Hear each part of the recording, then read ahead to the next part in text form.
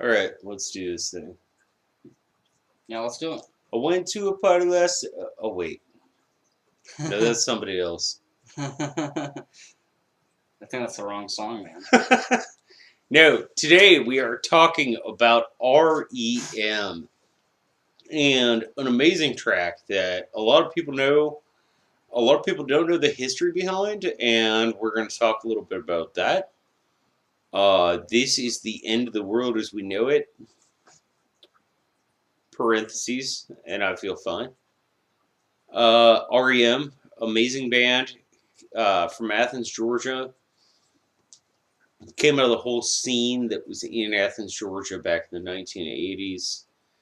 And this track, anyone my age knows. Also, anyone this guy's age knows. By the way, John St. Baptiste right here.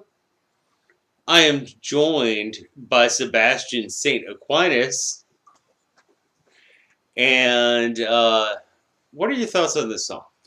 I've always thought it was a really catchy song. I've always thought it was, you know, a song that kind of brings feelings that everybody has, of kind of feeling so much all at once. You know, um, everybody kind of feels like the world's kind of ending and falling apart around them.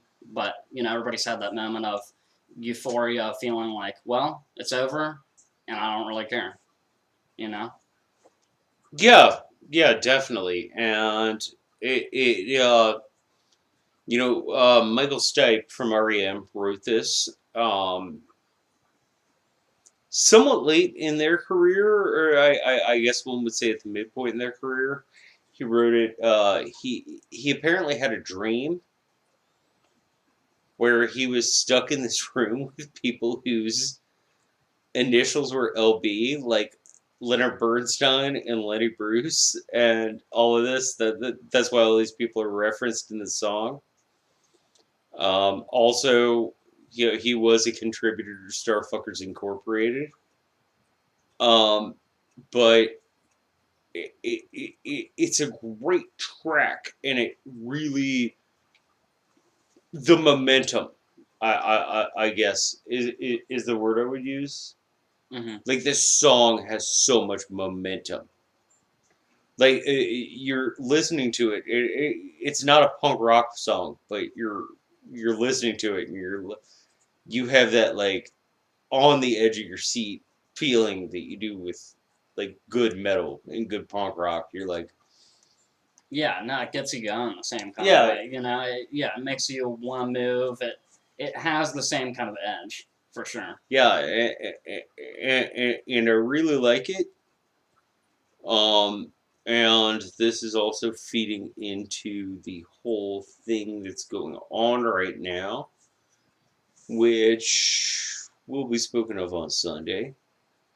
But yeah, since I have Sebastian St. Aquinas here, um, I wanted to have his thoughts on this song. Do you have any final thoughts? Any last things you'd like to interject? Well, we were talking about before we shot this that I was saying how it reminds me a lot of the song. What's it called? We didn't start the fire. And you were saying how it's how you saw the similarity that I'm Right. getting at, but obviously two very different songs. I still think that there's definitely a similarity there. I think the energy's similar. Just because You and know, because they're all the different yeah, and the references. speed of it too. You can definitely see the Okay, so you're talking more from a musical no perspective, where the music and the word the like Harry Truman, Doris Day, Red China, Johnny Ray's South Pacific Wars, and Joe DiMaggio. But you're talking about like the the speed of the track. the speed of the track, and then how he's spitting a lot out at you, a lot of information, a lot of references. So both musically and lyrically. Right. You Okay. know, but obviously that track came out before this one. Um, I right? think that might have been the same year.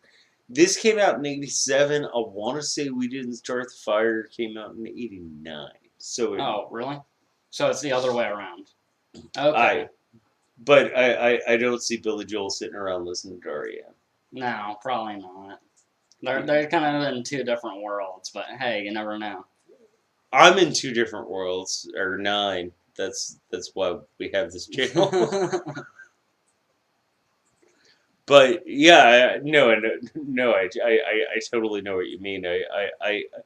But now that I think about it, because this was on, what's the album's name? Starts with a D.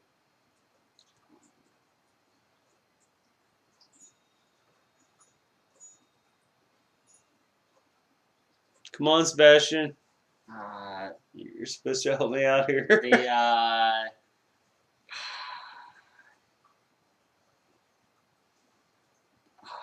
it's on the tip of my tongue, dude. It's not the Diplomat. It's not It's not the Dominatrix. no no that not really in the same realm. There was a movie I saw. Never mind. Are you sure it wasn't a porno? I'm not gonna have that conversation with you.